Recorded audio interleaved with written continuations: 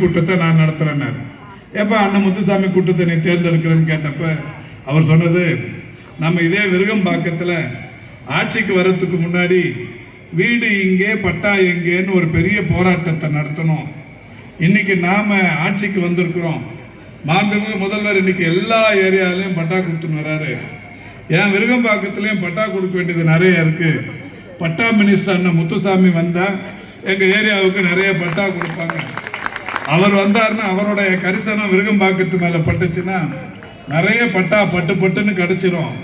அதனால பட்டா மந்திரி இங்க வரணும்னு சொல்லி நண்பர் பிரபாகர் ராஜா அந்த அமைச்சர் வரணும்னு கூப்பிட்டு அவர் விரும்பி கேட்டு, அது அவங்க சுயநலம். பிரபாகர் ராஜாவுக்கு பெரிய சுயநலம்.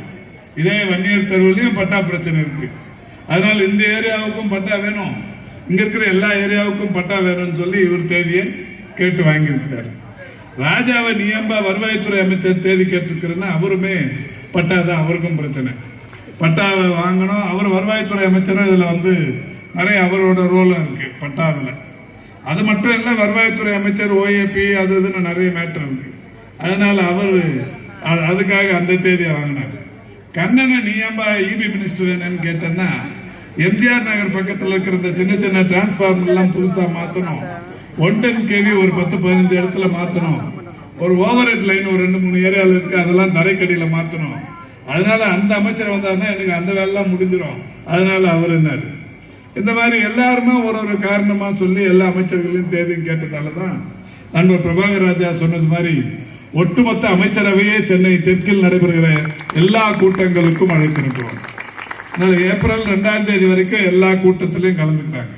இப்போ கண்ணன் கூட்டத்தில் வர முடியாம போன இபி மினிஸ்டர் நாளன்னைக்கு டெலிபோன் எக்ஸ்சேஞ்ச் பக்கத்தில் அடையாறில் நடத்துகிற கூட்டத்துக்கு வந்துடுறாரு. ஆக எந்த குறையும் இல்லாமல் எல்லா அமைச்சர்களும் எல்லா கூட்டத்துக்கும் சிறப்பித்துக் கொண்டிருக்கிறார்கள். இதுவரை ஏராளமான கூட்டங்கள் நடைபெற்றிருந்தாலும் இந்த விருகம்பாக்கத்தில் நடக்கிற கூட்டத்தில் ஒரு சின்ன சேஞ்ச் தெரியுது. நண்பர் பிரபாகர் ராஜா ஒரு 5072 பேருக்கு நலத்திட்ட உதவிகள் சொல்லியிருந்தார். இப்போ அப்படியே இந்த வன்னியர் தெரு பார்த்தோம்னா கண்ணு கெட்டின தூரம் ஒரு 3500-4000 பேர் உட்காந்துருக்குறாங்க. இப்போதான் நிறைய பேரும் வர்றாங்க. இவங்களுக்கெல்லாம் தெரியும் கடைசி பேச்சாளர் பேசுறது இன்னும் ஒரு 1/2 மணி நேரம் தான் இருக்கு. எப்படியா இருந்தாலும் நம்ம போய் கூட்டம் முடியறதுக்கு சரியா இருக்குன்னு இப்பதான் கொஞ்சம் பேர் நிற்கிறாங்க.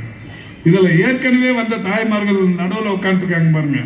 அவங்க யோசிப்பாங்க, அடடா ராஜா முதல்ல நம்மளை 5 மணிக்கெல்லாம் வான்னு கூப்பிட்டாரு. ராஜா தானே வட்டச்செயலாளர் இருக்கு, வழக்கறிஞர் ராஜா 5 மணிக்கெல்லாம் வாங்கினாரு.